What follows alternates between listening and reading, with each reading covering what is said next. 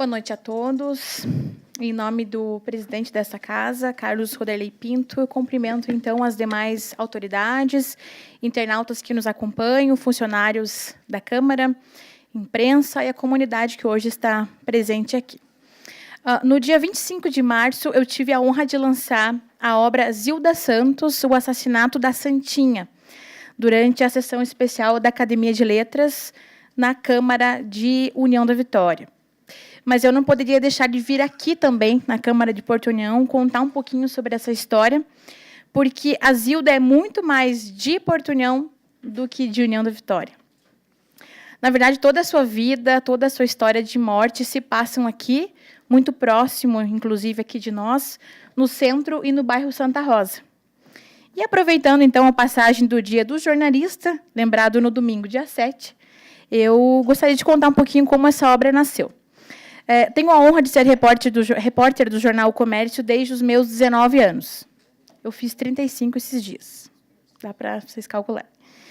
E, desde então, eu sempre ouvi falar sobre a história da Zilda, e nas minhas matérias com relação ao Dia de Finados, lendas ou algo assim, eu sempre esbarrava no nome dela. Mas era apenas isso, um esbarrão. Até que, mais ou menos, há cerca de 3 anos, meu então chefe de redação, Eduardo Karpinski, me pautou novamente com esse tema, Zilda Santos. Era uma matéria simples sobre a possibilidade da história de Zilda virar peça de teatro. Só que essa história cresceu, e cresceu bastante. E aí a mim começaram a chegar documentos, narrativas, dados, um material bem interessante para uma reportagem maior. Eu sentia, de fato, como eu comentei na outra sessão na Câmara, que Zilda vinha chegando até mim, de alguma maneira. E chegou de uma forma tão abundante que, em poucos dias, o material não cabia mais em uma reportagem. Era o espaço para o meu primeiro livro. E o resultado é o que os senhores e senhoras, a maioria, eu acredito, já viram. Inclusive, eu não disponho de nenhum livro mais, não pude nem trazer hoje aqui, porque todas as 300 cópias já foram vendidas. E em um tempo muito recorde, de fato, foi, eu imagino que pela história, realmente. O livro não é uma obra extensa, é uma leitura realmente rápida, e é para ser assim, essa era a minha intenção, porque eu não escrevi um livro robusto para ser deixado na prateleira e só algum dia ser lembrado para ser consumido como leitura. É uma reportagem colocada no modelo de livro para ser consumido de maneira rápida. E a reportagem ela foi bem estruturada, ou amarrada, como eu costumo falar, bem amarrada em relação às fontes. Tudo isso só foi possível graças à organização feita pela professora Ângela Fará, da UniUV, e de toda a equipe, que me forneceu, enfim, muito material e ajuda em relação à edição do livro. E a pesquisa contou com o auxílio de muita gente, de gente que conhecia a história, de quem defende o combate à violência, de quem é contra a violência, inclusive contra a mulher e contra a criança. É uma reportagem e, como tal, precisou seguir a cartilha do bom jornalismo, que, entre os fundamentos básicos, nos manda sempre checar quantas vezes foi preciso aquela informação. Mergulhei na história da Zilda, nas páginas do jornal O Comércio, onde eu trabalho, e principalmente nas páginas do jornal Caiçara, um jornal que nasceu para contar a história de Zilda. Lulu Augusto, do jornal Caiçara, foi uma heroína, uma repórter de verdade, que teve lama na bota, que foi atrás, que não se cansou, que foi ameaçada e nunca se calou. Ela contou como pôde a história da menina Zilda, a moça de olhos amendoados, de tranças no cabelo, e que teve o seu corpo largado no Rio Iguaçu, como se não fosse nada. Zilda morreu sozinha, depois de ficar 9 dias desaparecida.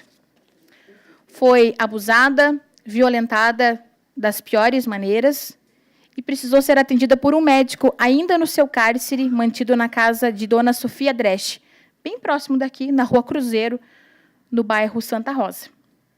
O médico Nelson Malheiros de Araújo morreu 6 meses depois de assinar o óbito da Zilda. Seu corpo, como o de Zilda, também foi encontrado no Rio. Os mais de 70 anos deste fato, esse ano o crime completa 71 em junho, nos deixam dúvidas. Por isso, os nomes dos acusados pelo crime de Zilda, algo que foi cobrado a mim com bastante intensidade, não aparecem na obra. Mas não aparecem porque eles não aparecem em nenhum lugar, apenas na memória do povo. Pasmem, não existe nenhum registro sobre o famoso crime do Iguaçu, o crime que foi assim batizado, nem nas delegacias, nem nos fóruns das cidades aqui do Vale do Iguaçu. Sem sistema eletrônico, bastava uma certa pressão para que do dia para a noite nada tivesse acontecido. Que crime, que Zilda, foi exatamente o que aconteceu.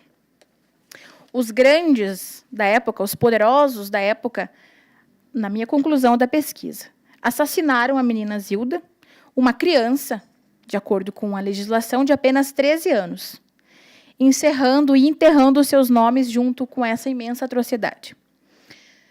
No meu livro, e nem neste momento, me cabe dar voz a essas pessoas. A minha ideia, sim, valorizar a vítima nessa reportagem. Porque vejo a Zilda, de fato, como uma protagonista de uma história de terror, que aconteceu tão pertinho da gente, né? Uma história de horror que se repete pelo Brasil afora o tempo todo. Segundo o Anuário de Segurança Pública de 2015, um feminicídio a cada 90 minutos é registrado no país. Só para a gente ter ideia do quão grande é a violência e quanto esse crime ainda é atual, infelizmente. Penso e creio que, de alguma maneira, a Zilda ainda vive. Vive nos corações das pessoas que a cultuam, as pessoas que a ela fazem pedidos, vive na memória de cada pessoa quando lhe é contada essa história. E hoje, aproveito a oportunidade, senhores vereadores, por gentileza, e peço com humildade, como fiz na Câmara de União, de acordo com alguns vereadores que estavam lá, acompanharam, para que se lembrem de Zilda Santos quando tiverem a oportunidade de dar nome a algum projeto, a alguma rua, a uma escola, algo que realmente seja tocante e importante para a cidade.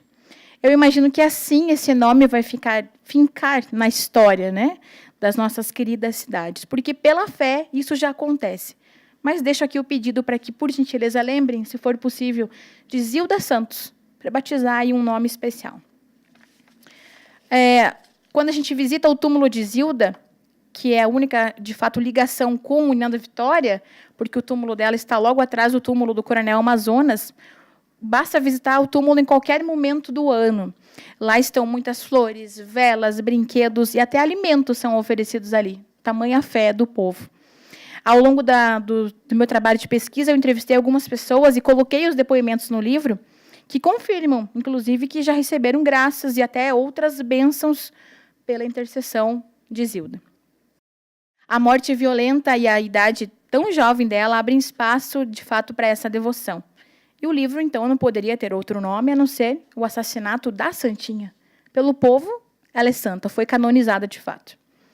Aproveito, como já disse no início, para comunicar que todas as 300 cópias do livro já foram vendidas, inclusive para cidades em outras regiões, moradores que eram daqui, me solicitaram, enfim, via rede social. E em casa eu tenho comigo, eu coloquei aqui 5, mas eu tenho que atualizar, eu tenho apenas 2 exemplares ainda. Os outros foram colocados no correio hoje pela manhã. Friso que o sucesso disso tudo não se deve a mim, sem dúvida, mas a ela, a Zilda, uma menina que ainda hoje nos ensina e que, por favor, não pode e não deve ser esquecida. Muito obrigada a todos. Boa noite.